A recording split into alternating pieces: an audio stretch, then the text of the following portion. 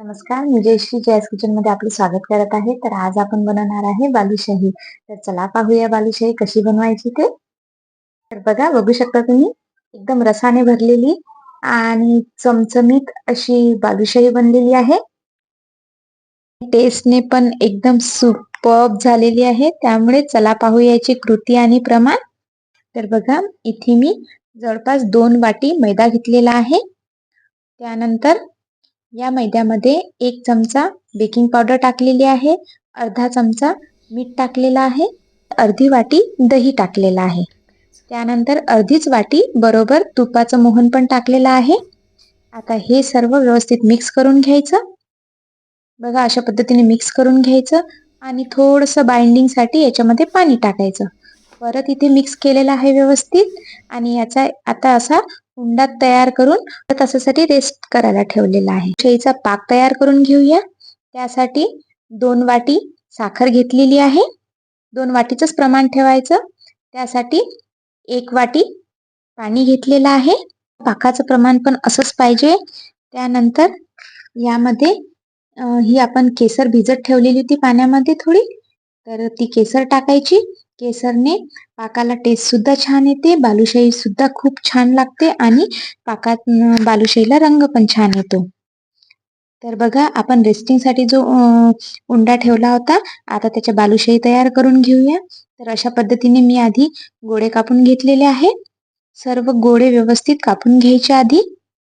बघा, अशा पद्धतीने सर्व गोळे कापून घेतलेले आहे. आता त्यानंतर असं सर्क्युलर मोशनने याची अशी बालुशाही प्रत्येक उंड्याची बालुशाही तयार करून घेऊया आपण. बघा, अशा पद्धतीने आता सर्व ह्या बालुशाही व्यवस्थित आपल्या तयार झालेल्या आहेत. तर गॅसवर तेल ठेवायचं आणि मंद आचेवर तेल तापू द्यायचं.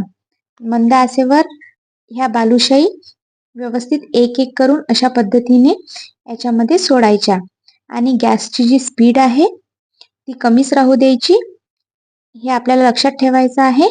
त्यामुळे बालुशाही ही व्यवस्थित फुलून येणार.